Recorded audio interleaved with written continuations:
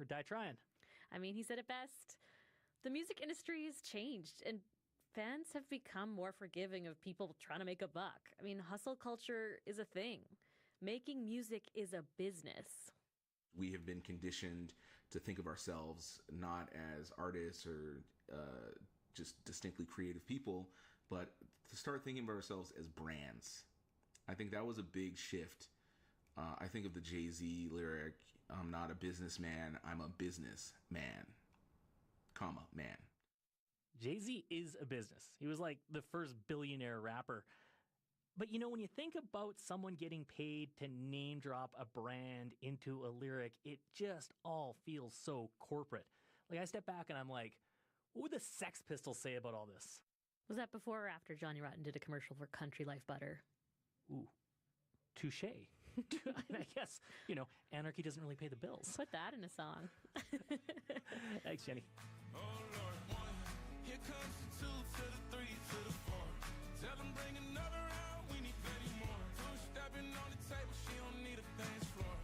Oh my, good Lord. Someone pour me up a double shot of whiskey. They know me and Jay Dale's got a history. There's a party downtown near 5th Street. Everybody at the bar getting tipsy. That's all for this week. The Cost of Living is based in Calgary. And if you're looking for one more way to listen, you can now stream live radio on the CBC News app. On top of that, you can get all the news on the CBC News app. So, whew, look at that. CBC News app. Right on. The show is produced by Danielle Nerman, Ellis Cho, Jenny DeRosio, and Jennifer Keane, with help from Caroline Ferris. I'm Paul Haberstrood. Thanks for listening. Someone pour me up a double shot of whiskey. They know me and Jay Dale's got a history. There's a party downtown near 5th Street. Everybody at the bar getting tipsy. Someone pour me up a double shot of whiskey. They know me and Jay Dale's got a history. At the bottom of a bottle, don't miss me. Everybody at the bar getting tipsy. Everybody at the bar getting tipsy. Everybody at the bar getting tipsy. This is CBC Radio 1, 990 AM, 89.3 FM in Winnipeg. Rubik's, Jigsaw, Wordle? Pfft, hardly. Get ready, Canada. It's time for another edition of That's Puzzling. Host Pia Chattopadhyay competes against one familiar voice and one clever listener in a battle of brain games devised by puzzle master Peter Brown. That's Puzzling all summer long. Friday afternoon at 1:30 in Newfoundland. And on the CBC Listen app. You know the feeling of finding a really good podcast? Or the feeling of someone always being there?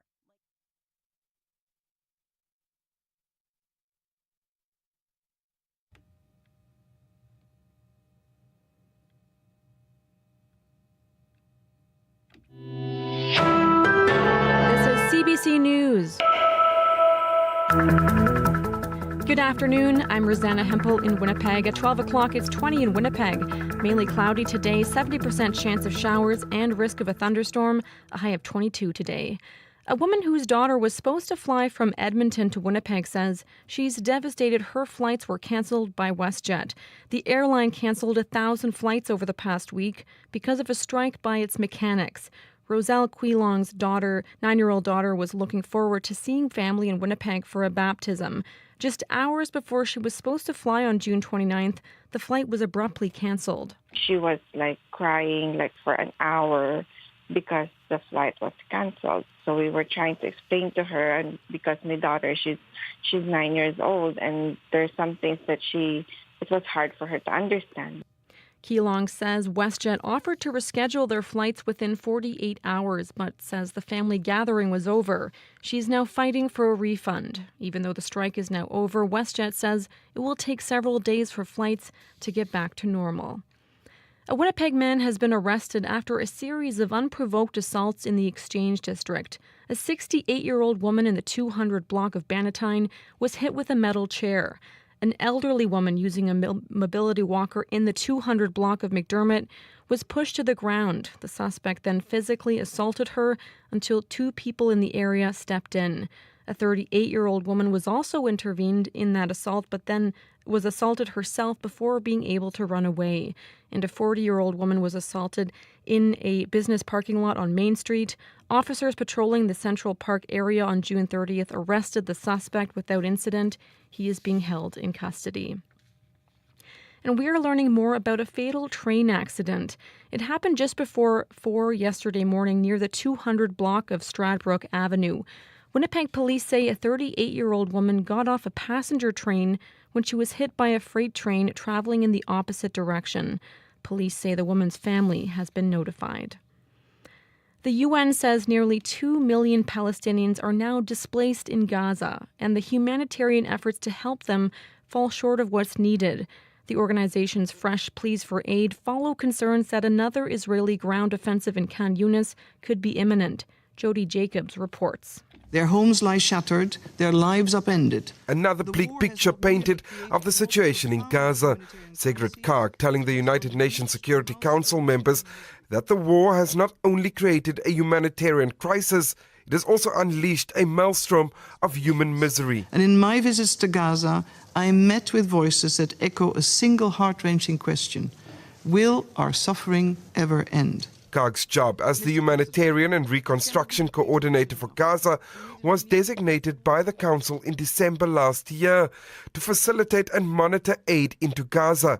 She says while a team has been working to streamline deliveries, it's been fraught with challenges due to military activity and the lack of safe routes. That urgent aid flow could soon be disrupted further as Israel directs Palestinians to evacuate parts of Khan Yunis and Rafah. Jody Jacobs for CBC News at the United Nations in New York. More than 100 people have been killed in a stampede in northern India.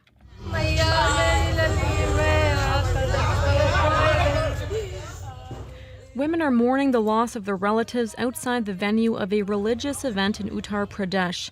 Officials say some 15,000 people turned out to meet a Hindu religious figure, which is about triple the number that was expected. And the stampede started as the crowds began to leave. Nearby hospitals are overwhelmed with the injured. Officials are promising an investigation and compensation to the families of the victims. As of today, Rudy Giuliani can no longer practice law in the state of New York. The former New York City mayor, federal prosecutor, and legal advisor to Donald Trump was disbarred today after a court found he repeatedly made false statements about Trump's loss in the 2020 presidential election. Giuliani was among a number of prominent Trump supporters who publicly claimed Trump was a victim of election fraud, saying Joe Biden's victory was the result of a vast conspiracy by the Democrats. Back in Canada, indoor water usage in Calgary is back to normal today. For nearly a month, residents have been saddled with water use restrictions following a catastrophic break in a major water main. Mayor Jyoti Kondak. The Bearspaw feeder main has now been brought up to 50% capacity, and we continue to stabilize the system by listening for irregularities and measuring pressure changes. While indoor restrictions have been lifted, Gondak says residents still need to be judicious in their water usage, and she says outdoor water restriction will remain in place for the time being. A Winnipeg man says he wants to give back to Habitat for Humanity by setting off on a 250-kilometer bike ride. Tomorrow, Jose Castro will be one of 40 riders heading off on a Habitat fundraiser. His family came to Canada 30 years ago from El Salvador. Castro says building a Habitat house on Angus Street in Point Douglas changed their lives. It was pretty cramped having 7 people in a one-bedroom apartment. And so when we moved into the Habitat home, having a yard, swing sets, all that stuff was a huge difference. Each cyclist has to raise at least $1,500 for Habitat. Castro has raised $3,900, thanks in part to family and his employer, CN Rail. That is the CBC News from Winnipeg. Your next local CBC News is at 12:30.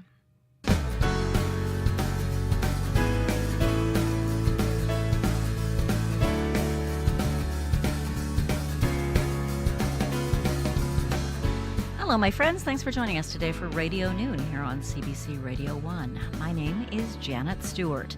Prime Minister Justin Trudeau says he is not thinking about stepping down as federal Liberal leader, despite a call from some party members. What do you think of this? Should he stay or should he go? We want to hear from you coming up after the 12:30 news and weather. Southern Manitoba's dinosaur hotspot is getting a new destination ready, a place for school kids to get down and dirty digging for fossils. We'll hear all about it and why paleontologists are so excited at 12:15. But first, were you able to enjoy time outdoors this past weekend? Or did the mosquitoes have you running for cover? Meet a researcher who says if there was a will, there could be a better way. Globally, the diseases mosquitoes can carry represent huge health threats. There's funding for research into ways of eliminating those mosquitoes. And a professor at the University of Manitoba has spent decades working on a biological solution to the problem. Dr. Steve Wiard is Associate Dean of Research with the Faculty of Science at the U of M. He joins us now by Zoom. Thanks for being with us. Thank you for inviting me. Just give us the big picture here. How dangerous are mosquitoes to the health of people globally? Well, they're often flagged as being the most dangerous species on Earth. They kill millions of people over the course of time. And each year, we usually succumb to at least 1 million deaths per year due to mosquitoes. Now, thankfully, that's not the case in Canada. What diseases are you specifically looking at that are most dangerous? I'm studying a mosquito called Aedes aegypti. It's called the yellow fever mosquito, but a disease that is much more serious is dengue. So dengue is a disease that's found throughout the world. Another disease that it transmits is the Zika virus, which you've probably heard about in recent years. Here in Manitoba, I know we hear about West Nile virus. Are there any other diseases, viruses that mosquitoes can carry and transmit to people? Yeah, there are other species here in Canada. There's an equine encephalitis as well as West Nile virus that's endemic to this area. And again, it's transmitted by this one particular species, Culex tarsalis. What are you hearing this year about Manitoba mosquitoes? Well, it seems to be the perennial question, and I think they're always bad. This year, it's particularly bad because we've had a very wet spring, and mosquitoes love to breed where there is water, and particularly many of these mosquitoes breed in standing water. So with all these rains, there are lots of pools of water for mosquitoes to breed. Now, I know inside the city of Winnipeg, they try very hard to larvicide. They spray pools of standing water to try to kill mosquitoes before they can hatch. They've kind of had an uphill battle with that this year, haven't they? Yes, it's hard to keep up when there's this much water. Mosquitoes will take any water, not just the usual ones that we spray. Now, there's also the option, we don't see it used often, but of fogging. I know you can go to any hardware store and buy some sort of chemical that you put into a fogger and that's supposed to kill mosquitoes that are around you. What do you think of that?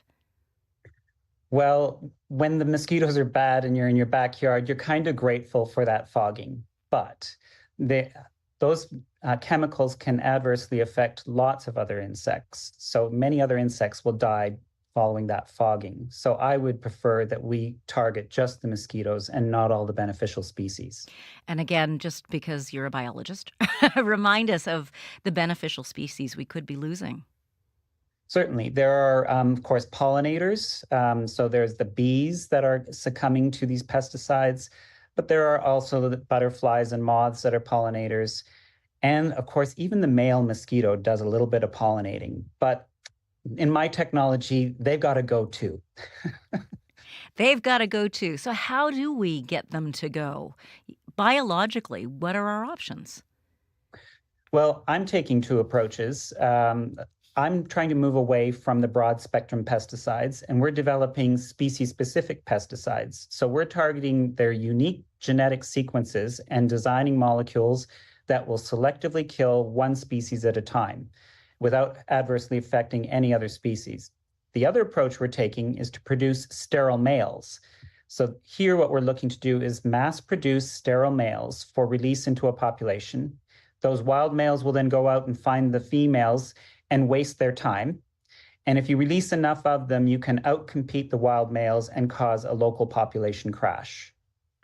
Wow. How does one produce a sterile male? Well, I'm imagining tiny little surgical instruments. No? No, we don't have time to do surgery on all of those little males. So what we're doing is we're feeding them these special RNA molecules that will knock out genes involved in their reproduction. So we're knocking out spermatogenesis genes so that they don't produce any sperm. And then we're also feeding those same larvae molecules that will kill the female larvae so that only males are produced. And so you can produce millions of sterile males and release them in the habitat. Have you actually done this in the field? I haven't done it in the field. There are researchers that have taken other approaches. They've made genetically altered mosquitoes, and there they have introduced genes that will do the same thing as our feeding cocktails. The problem is that not everybody likes a genetically modified organism. And when you say genetically modified mosquitoes, people start to get a little nervous, but it does work.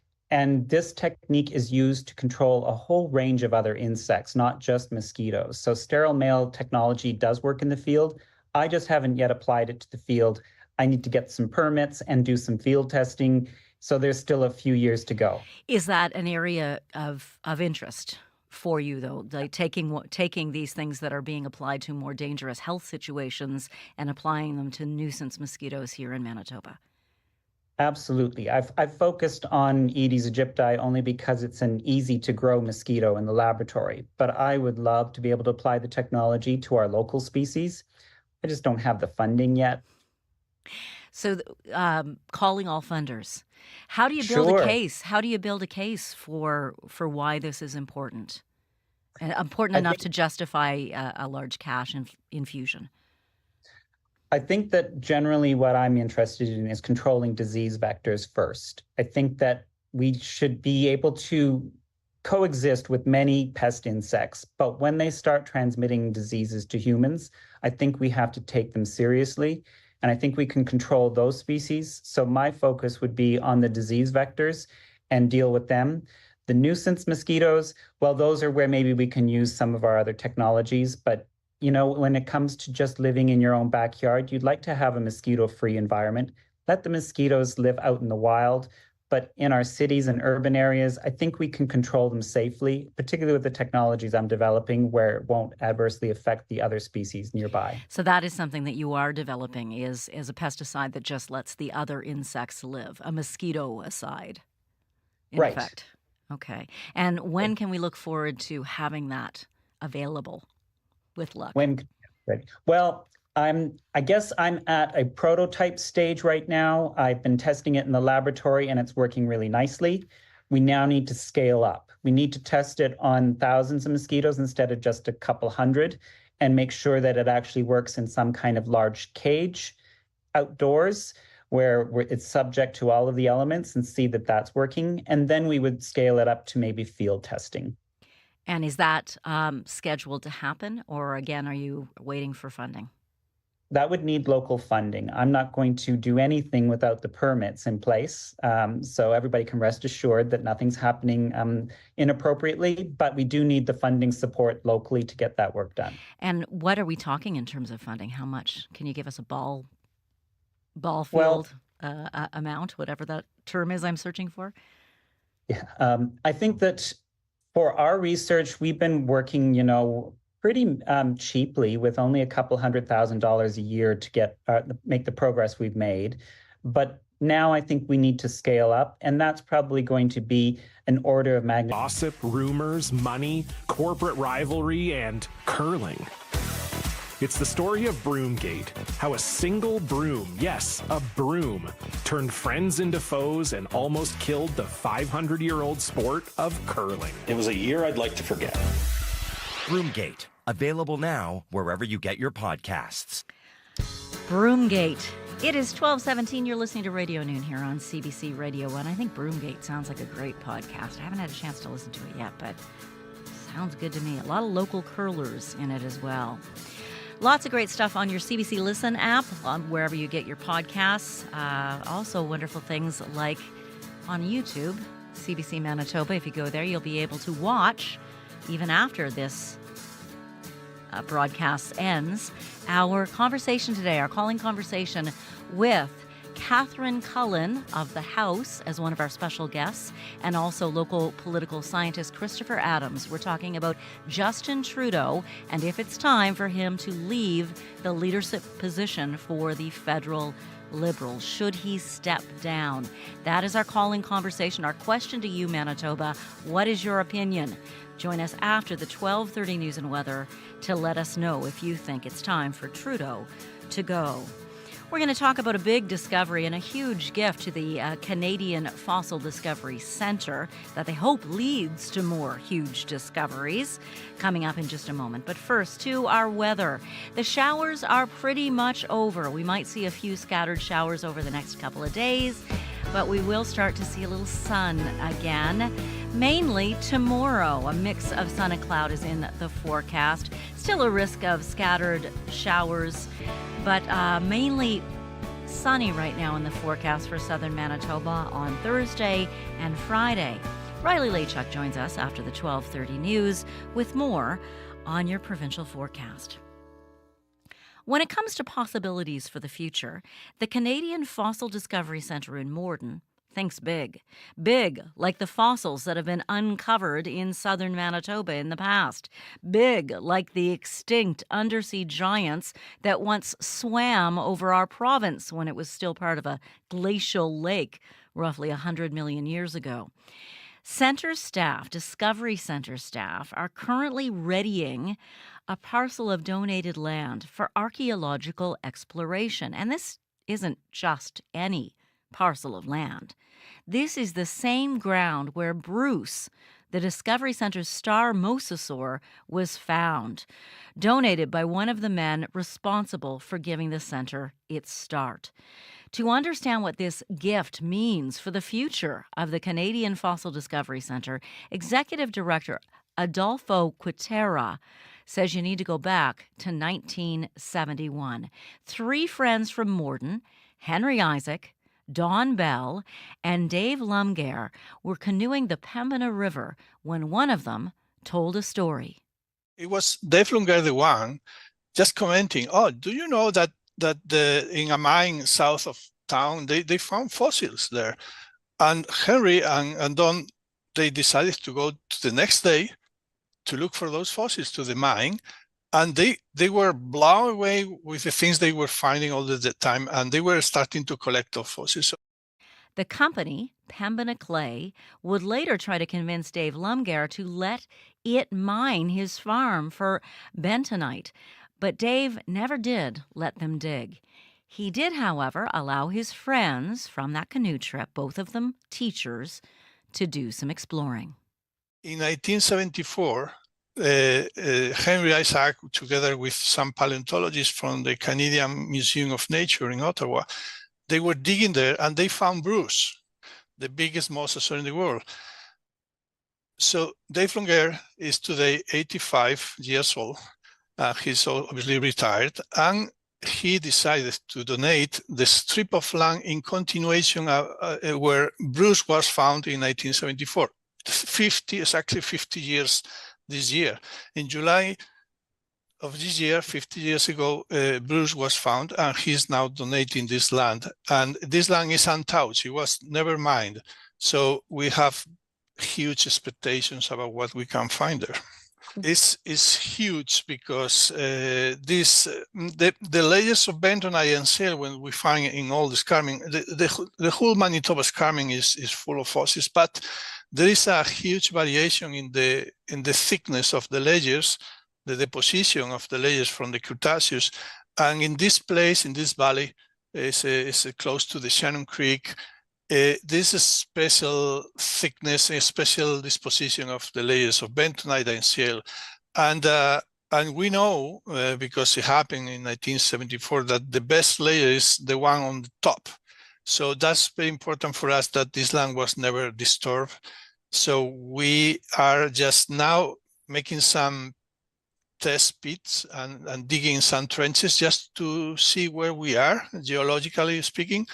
And we need to locate that top layer of shale that we know that we will find special things there because it was that way in the past. So everybody is just very excited and just waiting to see what we can find there. Now, I know the center, the Fossil Discovery Center, has other parcels of land that in the past you've used as a place where people can come and, use it as a tourism attraction. Come be a paleontologist for the day. Do you foresee using this land in that way as well? Yes, exactly, because we owned 100-acre land in north of this, close to Miami. And that was a former bentonite mine as well, but it was already mined. So that means is that we lost the top layer, the richer layer in fossils. So we are scattering around the mine area, and we are still finding fossils. We are bringing dig tours to that area, and we are still finding mosasaurs and fossils and all kind of stuff. But the difference with this new land that Dave Longuet is donating is 18 acres. And first of all, it's very close to Morden. And second, it's very accessible because the problem we have with other land is very rough terrain and it's very, you need a 4x4 just to reach that place. And this new place is going to be accessible for school buses. And for us, it's just very important. So we will be able to bring school trips to this piece of land to show the kids where we are digging fossils. Adolfo Quintera is Executive Director of the Canadian Fossil Discovery Centre in Morden. He and his staff hope to have a new field house ready on the new land to take visitors during the 2025-26 school year. Celebrating Gordon Lightfoot is now out. It's a CBC Music special honoring the legacy of the Canadian musical legend. The special was recorded at Massey Hall in Toronto earlier this spring. The show features performances of Lightfoot's music by the likes of Blue Rodeo, Rush, Burton Cummings, Alison Russell, Asanabe, and more. Let's have a listen to one of the songs from the special. Here's a duet of If You Could Read My Mind, performed by Serena Ryder and Gordon Lightfoot's own daughter, Meredith Moon.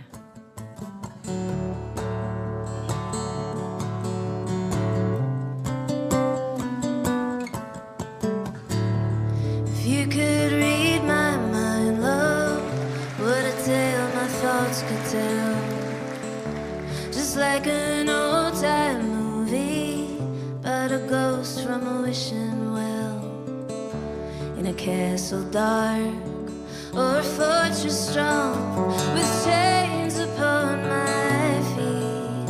You know that ghost is me, and I will never be set free as long as I'm a ghost that you can't see.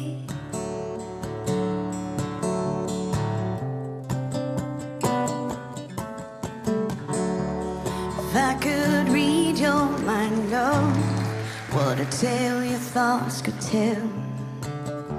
Just like a paperback novel, the kind the drugstore sells. Then you reach the part where the heartaches come. The hero would be me, but heroes often fail. You won't read that book again because the ending's just too hard to take.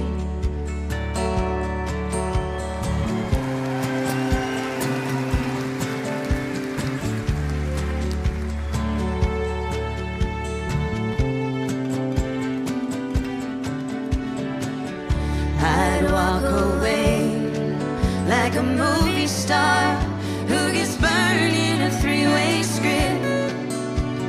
Enter number 2.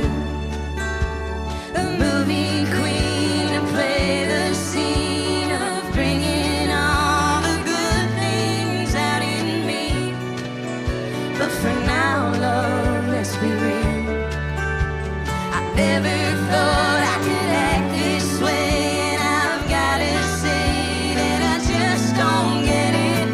I don't know where we went wrong, but the feeling's gone, and I just can't get it back.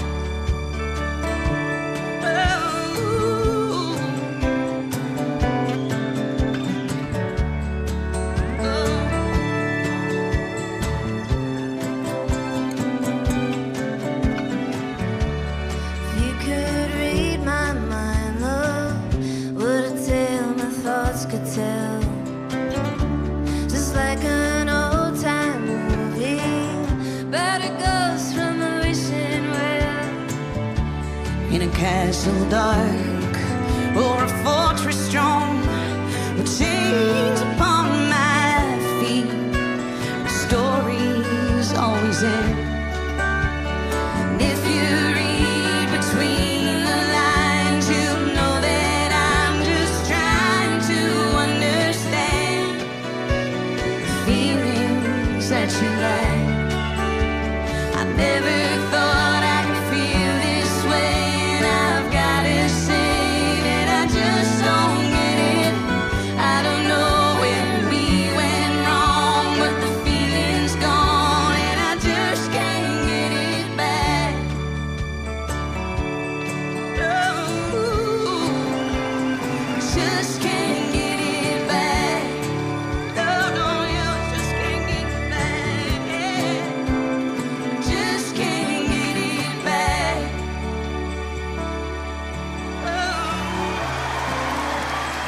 Just can't get it back.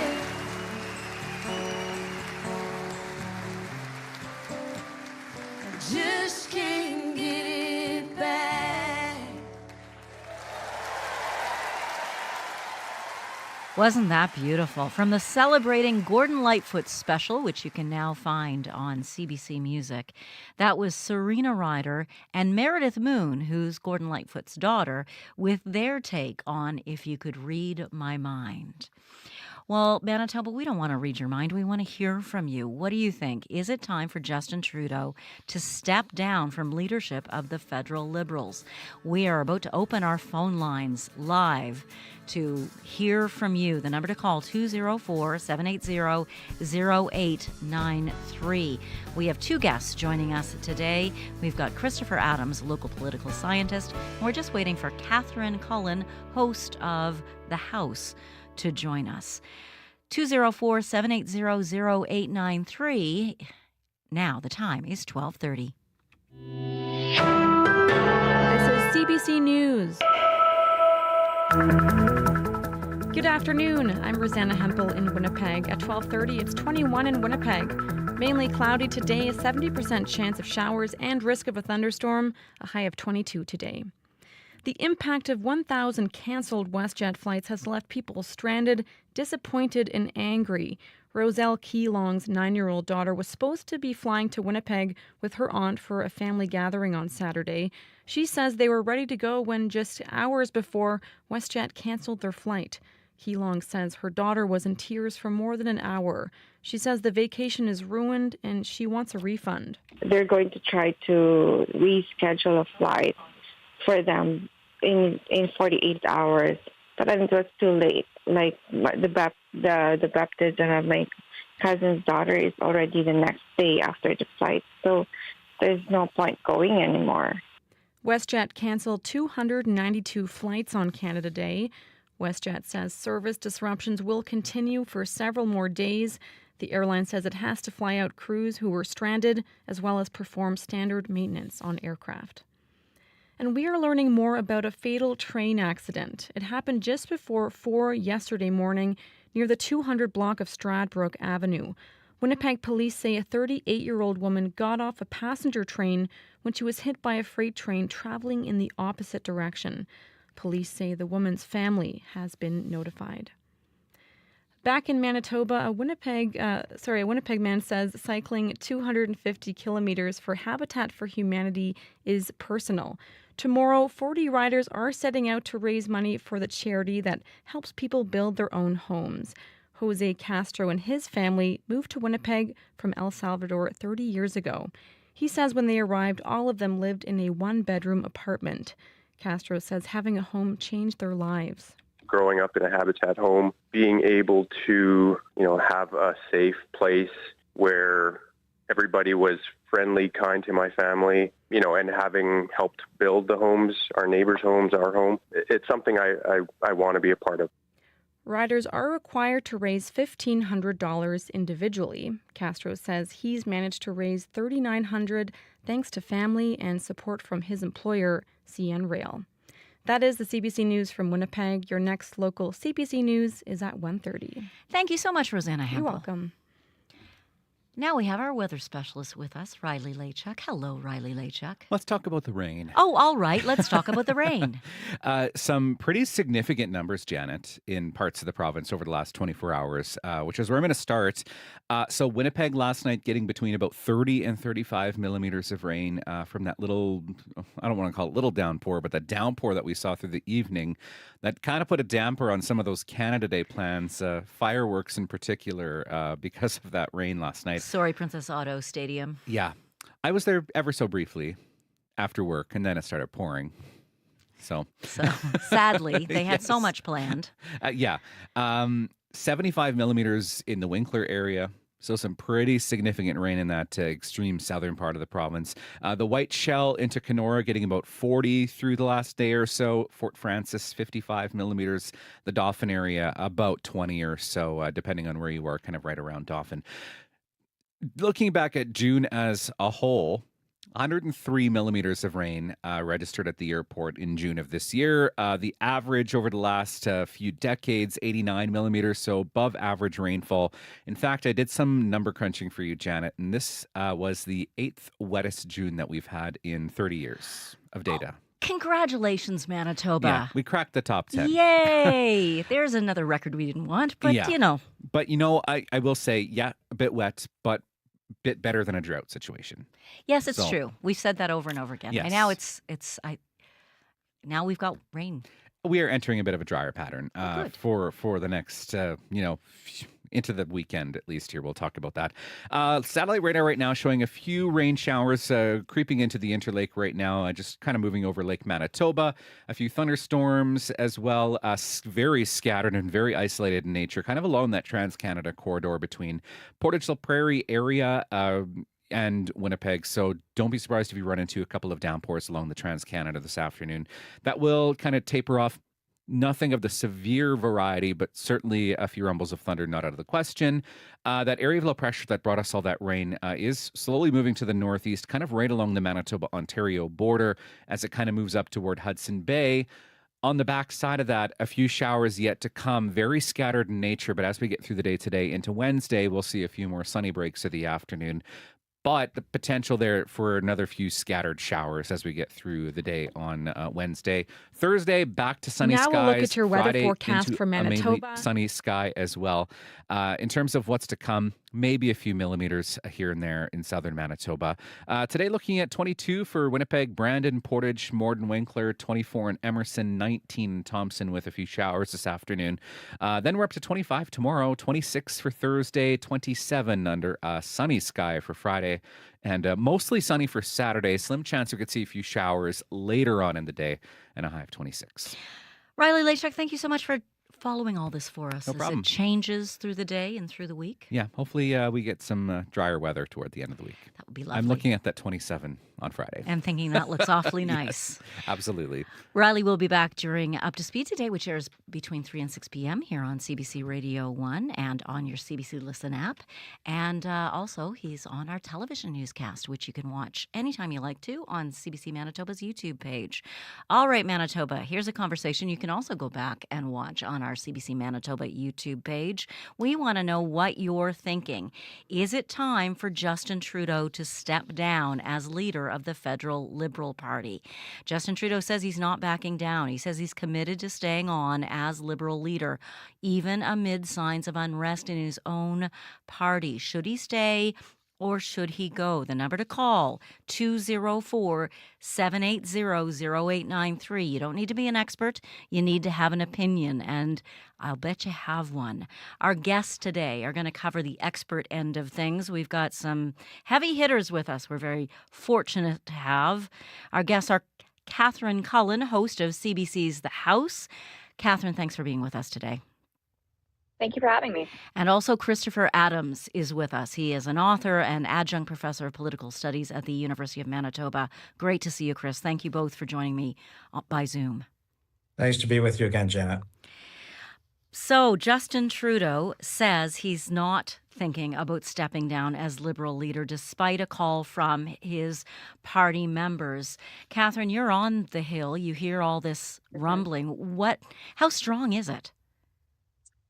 I mean, I will say there's definitely been a significant step up. I've been talking to unhappy members of the Liberal caucus. I'd say, some of these rumblings, certainly when we've been feeling them, they most obviously became public towards the end of last summer when Justin Trudeau was going to meet with all of his MPs in London, Ontario to sort of launch the fall sitting. And there were a lot of unhappy MPs. But at that point, what they were saying to me and my colleagues was things like, well, listen, maybe we'd be better if he made a different decision. Maybe Canadians really aren't feeling heard by our party anymore, but really very much placing this in the hands of Justin Trudeau. What we have seen in the last week and a half or so since this pivotal by-election loss in Toronto St. Paul's is members of the party who are now raising their hands. And yes, internally, but I think we have to acknowledge that MPs knew that some of this was going to get leaked to the media, like New Brunswick MP Wayne Long, who sent a all-caucus email, which we reported on Friday, in which he said, for the future of our party and the good of our country, we need new leadership and a new direction. The voters have spoken loud and clear. They want change. I agree. So the fact that the call is now coming from inside the House, and yes, it is a finite number of MPs. We don't know how much of caucus this really represents, how many caucus members are actually willing to say out loud, be it in the confines of the private discussions that they are supposed to have, or be it more publicly that they want Justin Trudeau to go. But it's clear he does have a problem on his hands in terms of his own team, which is a result of the fact that a lot of Canadians are feeling Chris Adams, sense of dissatisfaction with the Liberals. Chris Adams, followed politics for many, many, many years. When you heard about this by-election in Toronto St. Paul's, in what the Liberals used to refer to as Fortress Toronto, what did you think? Well, that week, Janet, we saw Joe Biden really collapse in his ability to articulate his views at the debate. We saw the Oilers go down in Game 7. At the same time, we're flipping back and forth to Toronto, St. Paul. And I would say that, the sense is that if that riding can go in that by-election, mind you, it was only 2 points that the election was won by the Conservatives. There are members of the caucus who are worried about their own jobs, plain and simple, much like many Democrats in the U.S. are suddenly worried about, can Joe Biden take them into victory as the president? Can they ride on his coattails? But I think it was a disaster. And we out in the prairies, as you and I are, Janet, we do know that the elections are determined by Ontario and Quebec. So to see that riding go down a by-election is catastrophic in many ways for the Liberals. We've been seeing in polls for how long now, Catherine, that the federal Conservative Party, the Progressive Conservatives, have such a lead. How strong was the last poll you saw? Do you remember how much of a lead they have? I mean, we've been talking about a margin of somewhere between 15 and 20 points for months and months now, and that I think certainly has created a sense of discontent. But what Chris talked about there, the idea that this Liberal stronghold. I saw a graphic the day after Toronto St. Paul's that showed a map of Toronto, and the Toronto St. Paul's riding right in the middle, shot through the heart. That one turned blue when the rest of them are red. It has provoked, I think, a panic amongst some MPs who feel like the whole Liberal legacy is at stake now. So Manitoba, how are you feeling? Join our conversation, 204-780-0893. Are you worried about what this could mean for the next election? Do you think the Liberals need to make a move, or are you happy with the way the polls are playing out right now? 204-780-0893 to join our conversation. Given what you know, Catherine, of Trudeau's character, how likely is it he will step down? It is a fascinating question. I mean, I will say, you noted in the intro, he's saying he's going to stay in place. I think it's important to note that every time we talk about this. That said, that's not how we're going to learn what his plans for the future are. I think any politician in that position has to say that they are determined to stick with it until they have made a decision on their own terms that they're not going to. I would have told you a few months ago that I really did expect him to stay right until the bitter end, in part because I think what he has been saying publicly, which is that he really feels a sense of responsibility. To some extent, he sort of relishes this fight with Pierre Poilievre, and he does believe that he's somebody who's strong when he's on his back foot. That was really what was going to carry the day. But I do think there is a sense that now he's going to be experiencing more pushback from caucus, and whether Toronto St. Paul's really sent a message that he can't pull that off. So we're coming up to the summertime. The Prime Minister is still headed to Washington, D.C. soon for a NATO meeting. He still has other responsibilities that we expect to see him out publicly discharging over the course of the next couple of weeks. But there will be some time, I think, later on in the summer for some quiet reflection. That said, there's a question of if he were to step away, when. I know many Liberals believe that their fortunes might improve over the course of the U.S. election, that Donald Trump potentially rising to prominence might make some Canadians think twice about voting for somebody on the right end of the spectrum, or perhaps it is simply the Liberals leaning in hard on issues like what is happening in the States with Roe v. Wade, abortion access, things like that might improve their chances.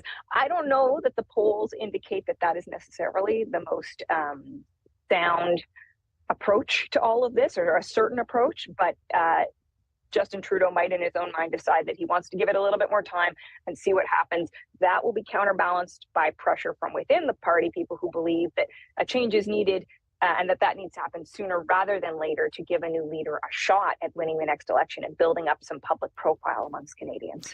204-780-0893. If you need a toll-free number to join in this conversation, Manitoba, that number is 1-800-268-5483.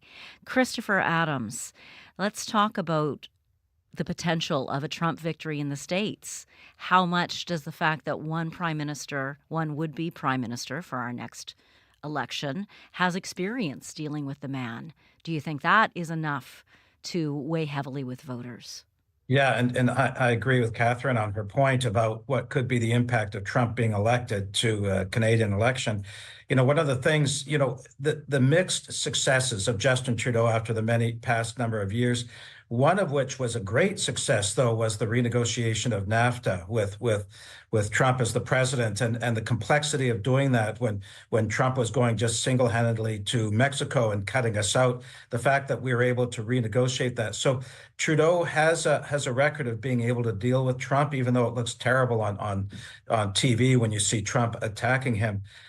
So I think also that we have to remember that Trudeau loves to campaign. Like, that just brings out, like, he just revels in it. And the 2021 election, he was down in the polls early in that campaign, and he sort of pulled it out. And Aaron O'Toole was the one for the Conservatives that failed during that campaign. So I think that Trudeau might think in his bones that he can pull this out, even though, as was said, 15 to 20 point spread.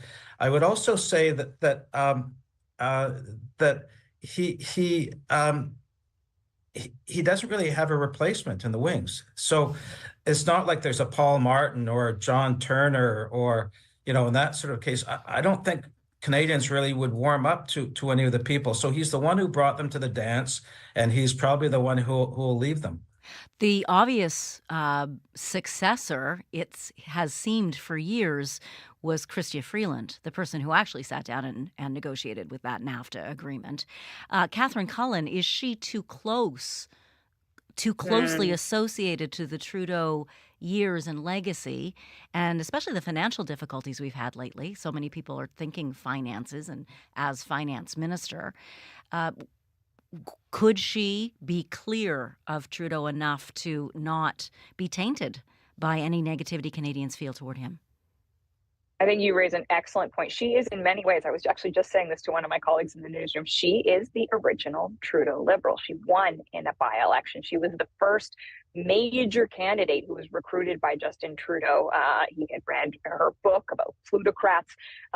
She in some ways, she defines the Trudeau brand. And so I think that that's a very serious issue if she does indeed decide to mount a campaign. I'll tell you, sort of in the Ottawa bubble here too, I think there's been a sense for months now that she is not as I don't quite know how to put this, but she does not seem quite as engaged with the possibility of a sort of future political career than she might have been. At one point, there were rumors swirling that perhaps she would like to be the next Secretary General of NATO. The odds are probably always against that, given that, for instance, Canada doesn't meet its NATO spending contributions, and there's some reticence about having a non-European at the head of NATO. So there's been lots of whispers about what her political future might be, but certainly her name is not the one being spoken most loudly at this point. I would say the candidate, which I use the term loosely, let's all acknowledge the Prime Minister has said he is going to stay.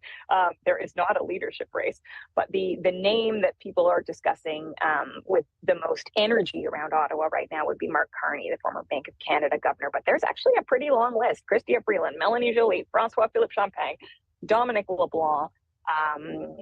You could talk about somebody like Sean Fraser, housing minister as well, but there are a significant number of people, but most of them are right in that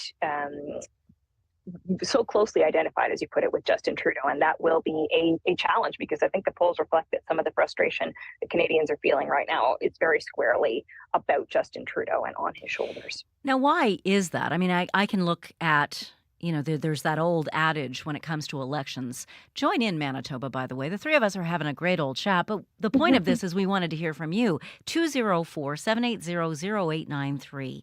204-780-0893. Is there someone in that list that Catherine just gave us who you think would make a strong leader for the federal Liberal Party?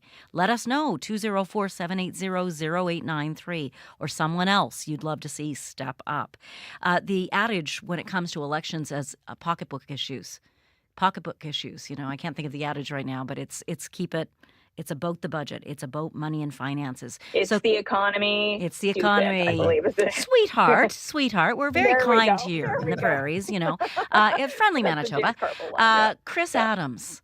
So given the economic times we've had, all the inflation, is there anything a sitting government can do right now to shake that off? Well, I would think one of the reasons why some people think Mark Carney would be the savior to come in as a new leader is, he is the financial whatnot, like a past Bank of Canada governor in Great Britain. He was head of the bank there. But I don't think we'll see Carney come back as the person to set our economy right as the new leader, et cetera. I don't think he's coming back. I think, like with the Labour is about to stomp the Conservatives in the UK. So I'd be surprised if he comes back. It'd be like Ignatieff coming back and getting stomped in the next election. So, but I think that the same issues that Wab Canoe here in Manitoba is facing as the Liberals of how do you address the cost of living situation. And in many ways, it's beyond the ability of many folks in both federally and provincially. But really, I think there is much anger on the prairies about the cost of living as well as elsewhere in the country. But that is the big question. And last year it was healthcare in Manitoba, and we still haven't seen that resolved. There are these Gordian knots that our politicians need to untie, and they really seem to be incapable. And there is something about that Trudeau name too, about Justin Trudeau in particular. But we've seen the vitriol. We've all seen it everywhere. Yeah. There are people who really feel strongly against this man individually. To them, it's personal. And we've seen the banners that, curse Trudeau. What is it about him, Chris Adams, that makes people feel so strongly and so negatively? The same thing towards Pierre Trudeau in the 1970s on the prairies, the sheer hatred, now with more four-letter words now than back then. But Pierre Trudeau brought reinforced official bilingualism, the metric system, on and on. So I think Justin Trudeau, many of the same problems, right, in terms of representing central Canada to the prairies. Also, I think it's virtue signaling that at first it was the sunny ways and the sense of the clouds have parted. We've got this new prime minister in the year 2015. Civil servants were applauding him when he'd show up at their offices.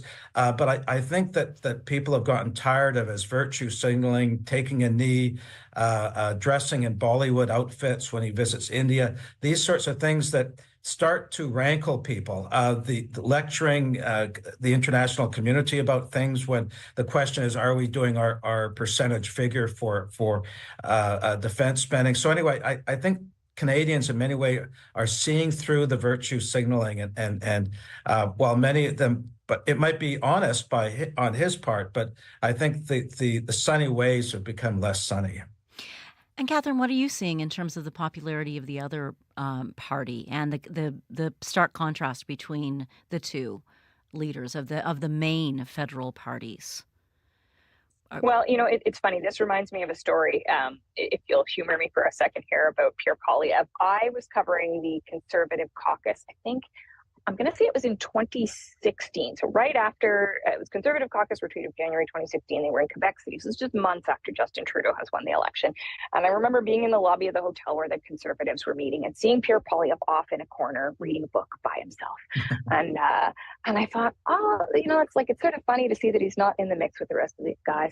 But I thought, this is the moment of Sunny Wave 2016. And what he represented even at that time was that sort of pugilistic attack dog style. And it really was not the moment for what he was selling. And so there he was, sort of off to the side, not the flavor, the feeling of that time. Fast forward to now, Pierre Poilievre for some time, right from the beginning of his leadership, has tapped into a strong sentiment. The times have changed very much, right? We are all in this world where we've come out of the pandemic, and people are feeling really frustrated. They are, as you've acknowledged many times, struggling to get by. And Poilievre has had a laser focus. Yeah. To be fair to him, he was talking about housing issues before certainly the national media was in the way they are now. He tapped into how people were feeling, and they are feeling what he has represented. They're feeling pugilistic. They're feeling frustrated and angry, and they are holding officials in power. You can talk about this in the Western world, and incumbents really learning a message about how unhappy people are. Perhaps, yes, you could make an argument that these are about forces like supply chains and, the international financial systems and all kinds of things, how this is not the fault of any particular government, but there is, I think, a bit of that sentiment that what people have been doing is not working. They're ready for a change, and Poilievre's laser focus on those key issues has really brought him to the place he is now. And telling people, I see that you are frustrated and that you're not getting what you want. And here are the moves that I'm going to make that he says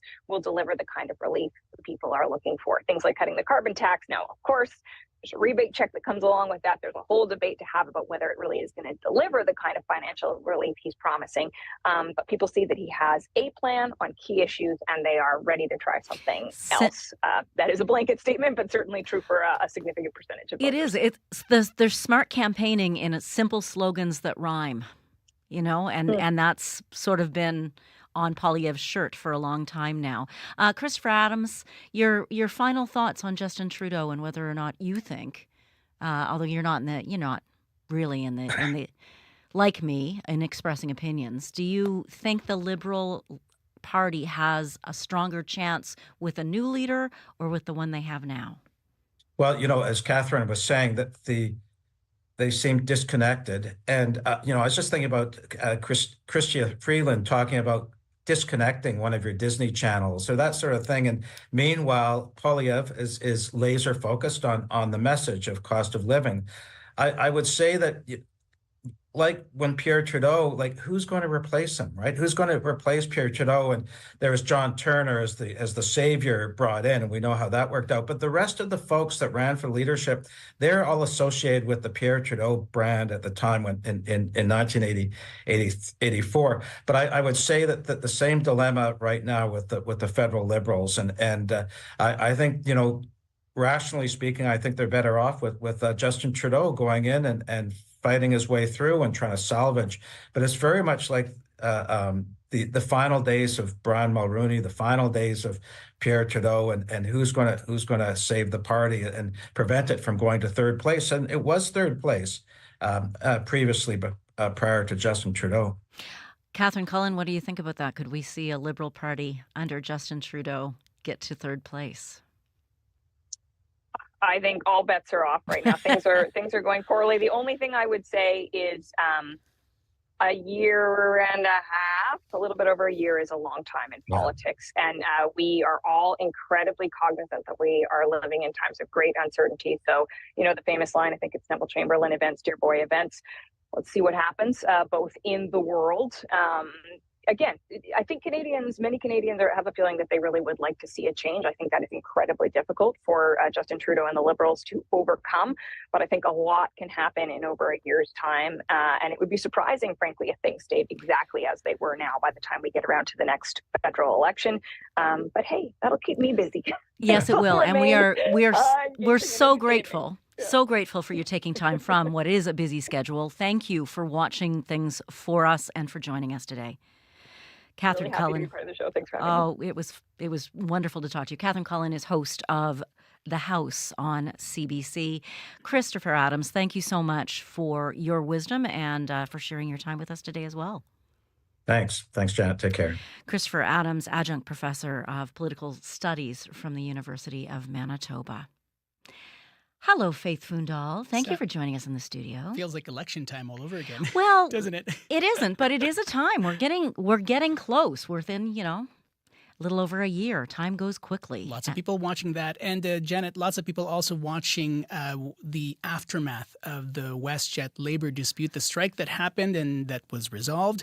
We're going to hear from someone who is stuck in Los Angeles about how they're dealing with it.